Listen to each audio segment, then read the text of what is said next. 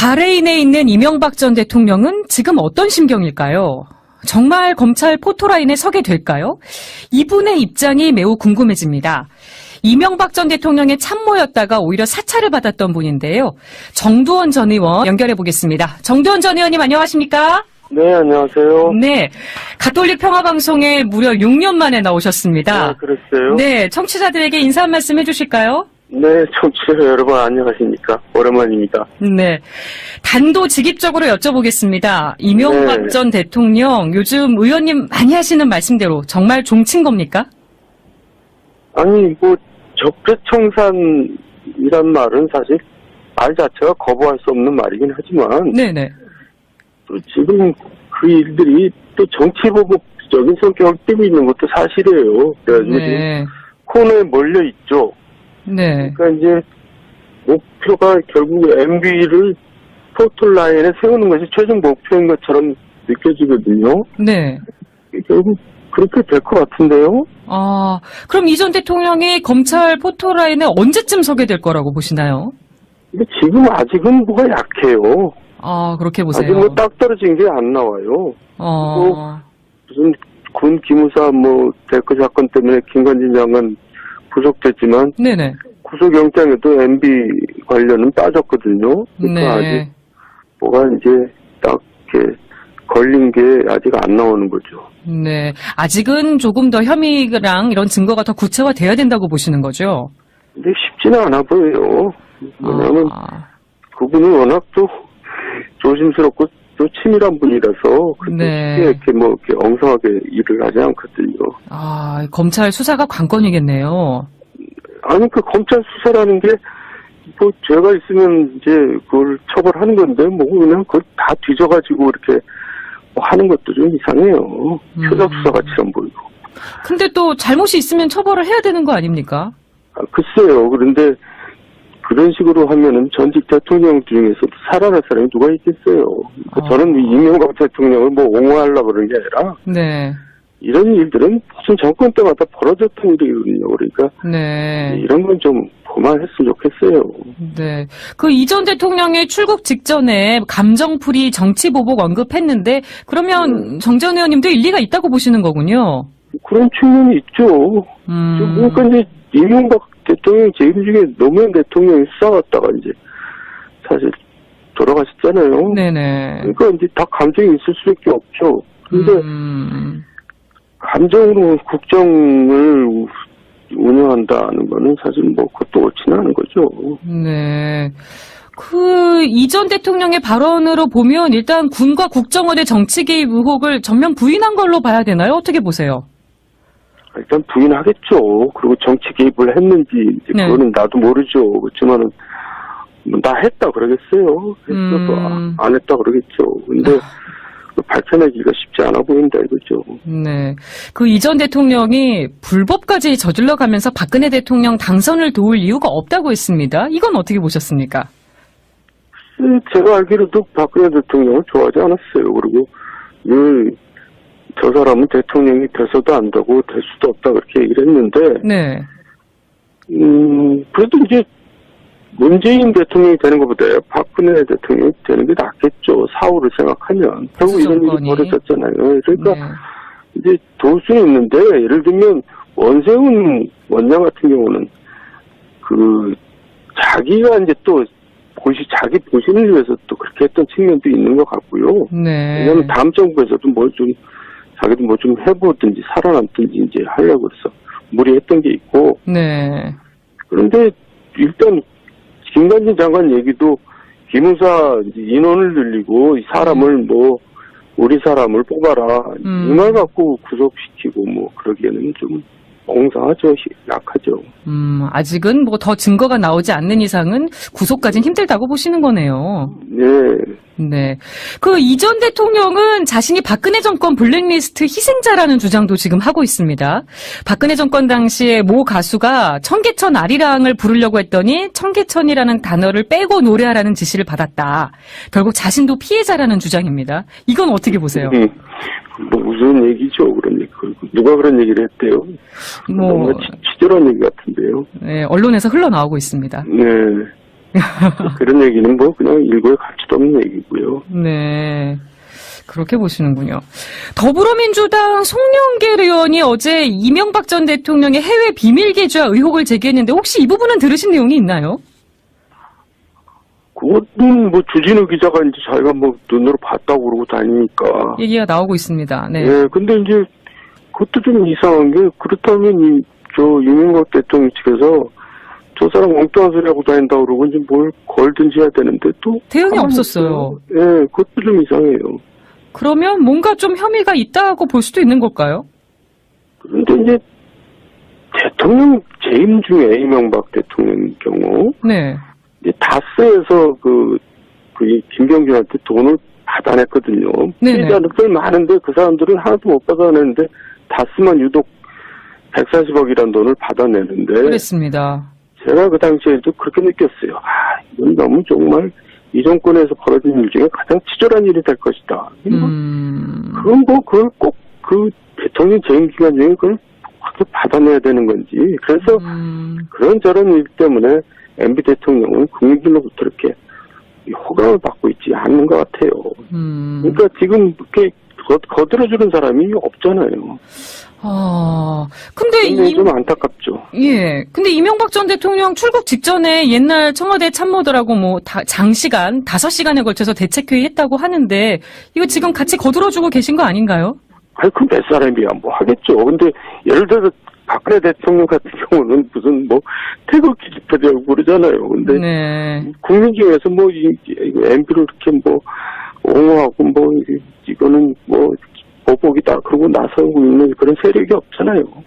MB를 몇 명이 모여가지고 그러고 있는 거죠. 그러니까 사실은 이명박 대통령 지금 아무 힘이 없는 겁니다. 무슨 힘이 있겠어요. 그럼 이명박 전 대통령이 지금 이 적폐청산 수사에 뾰족한 대응책이 없다고 지금 보시는 거군요. 아니 대응책은 본인이 없죠. 힘이 없으니까 없는데 네. 또 이 정부나 검찰 측에서도 그게 또 딱 떨어진 게 없어요. 참 서로 애매한 상황이네요. 그러면. 그러면 애매한 상황이면 관두면 되지 뭐 그렇게 해야 돼요. 참나.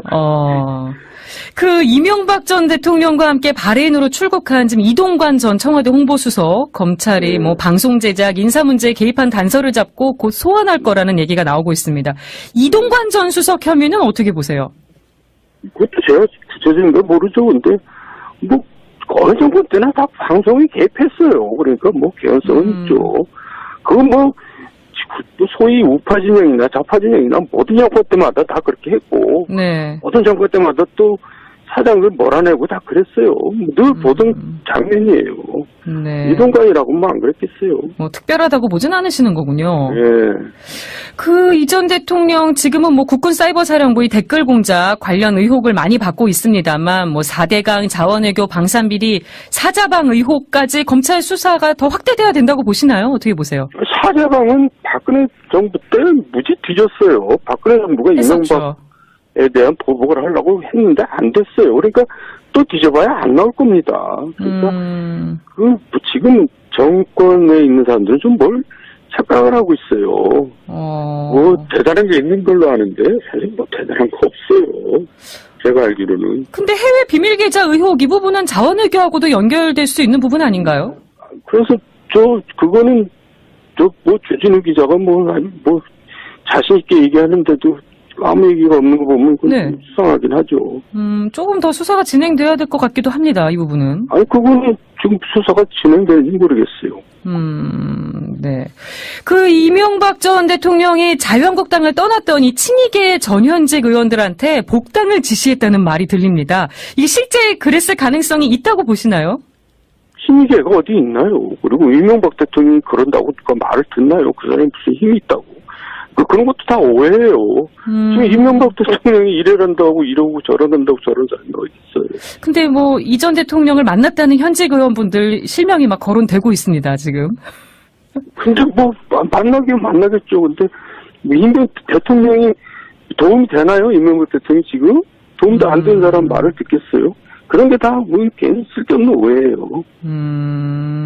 별로 소용이 없을 거라고 보시는군요. 이전 대통령의 발언이. 아니 지금 뭐 국민들이 그렇게 호감이 없잖아요.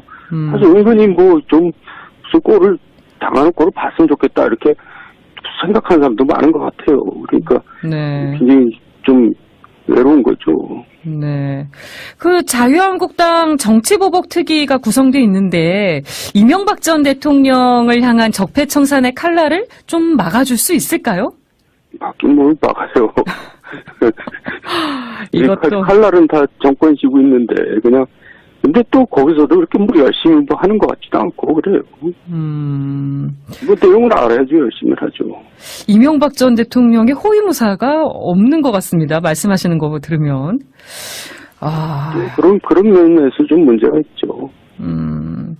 그 적폐청산 1차 조사를 마무리한 국정원 개혁위원회가 정치인 불법 사찰을 조사 대상으로 삼을지 지금 검토하고 있는 걸로 보입니다.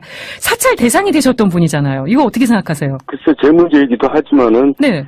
그 부분을 지금 검토하고 있는 얘기가 네. 아직 딱 떨어진 게 없다는 얘기예요. 근데 그 부분은 정말 문제가 많았죠. 과거에. 그때 고생하셨잖아요.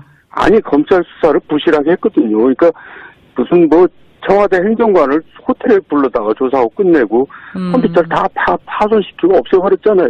네. 그리고 무슨 총리실 공직윤리지원관실에서 이제 그런 일을 뭐 했다고 그러면서 그걸 지휘하는 또 청와대 노동비서관이 지휘를 하고 네. 노동비서관은 청와대에서 난동을 부리는데도 대통령이 뭐 주의 한번 주고 끝내고 이상한 일들이 많이 벌어졌는데 네. 그때 수사를 검찰이 흐지부지 했거든요. 네. 그러니까 그 검찰을 조사를 해야죠. 그 검찰을. 그러니까 국정원 개혁위원회가 이것도 조사를 하고 불법 사찰도 조사하고 검찰도 조사하고 둘 다 조사해야 된다. 부실 수사를 조사하면 뭐가 나오겠죠.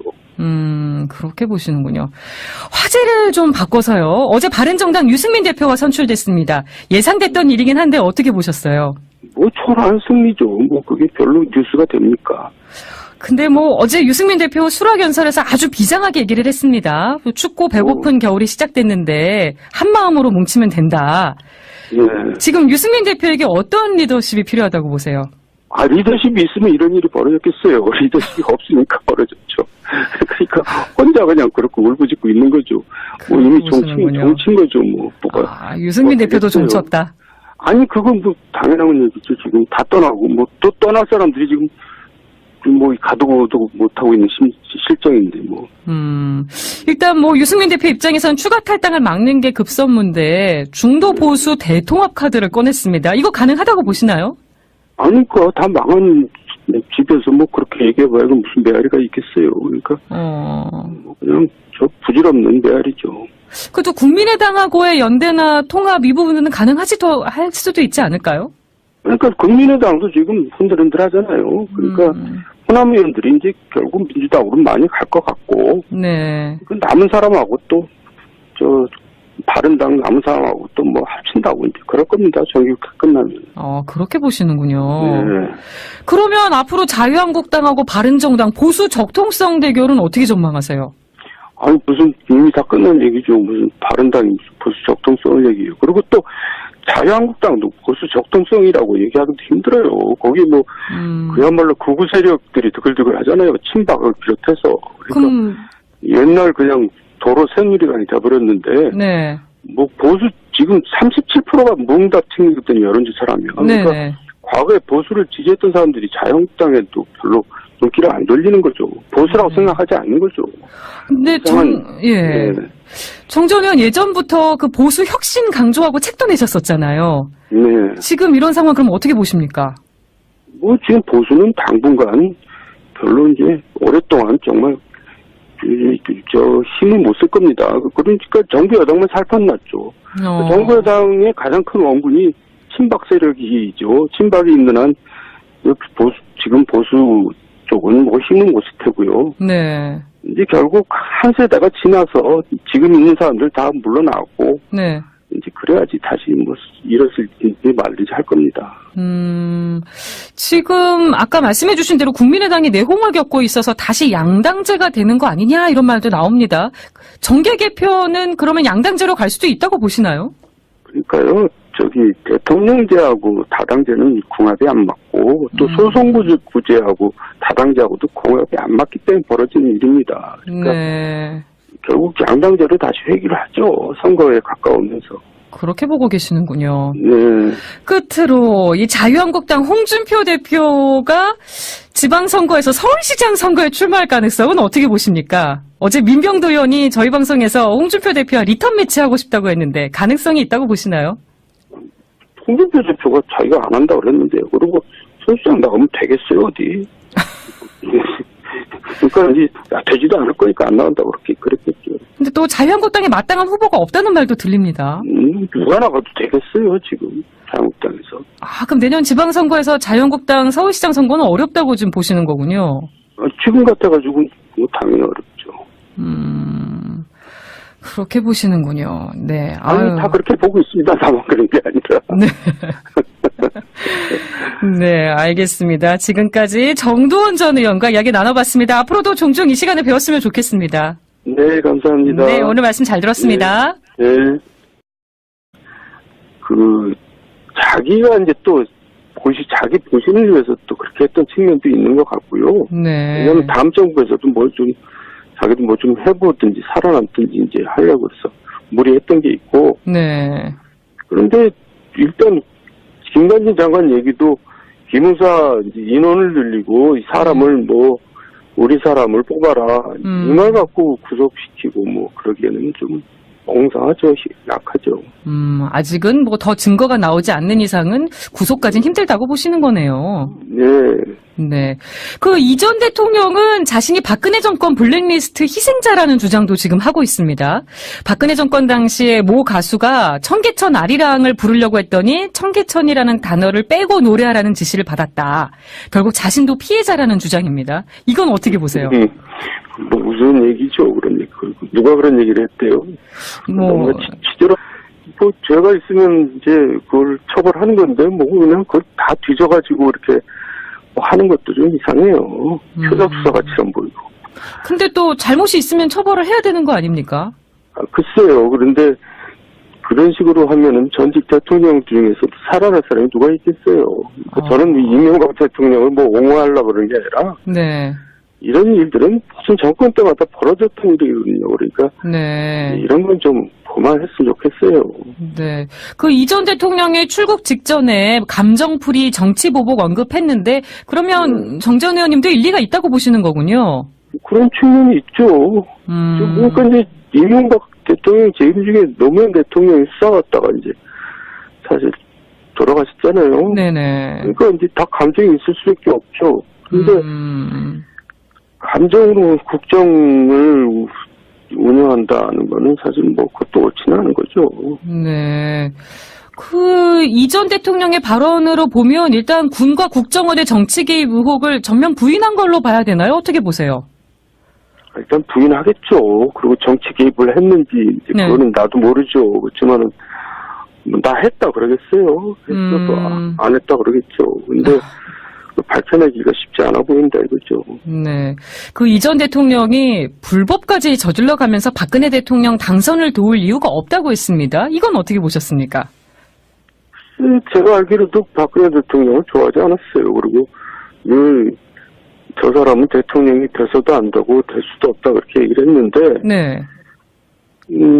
그래도 이제 문재인 대통령이 되는 것보다 박근혜 대통령이 되는 게 낫겠죠. 사후를 생각하면. 결국 이런 일이 벌어졌잖아요. 그러니까 이제 도울 수는 있는데 예를 들면 원세훈 원장 같은 경우는 바레인에 있는 이명박 전 대통령은 지금 어떤 심경일까요?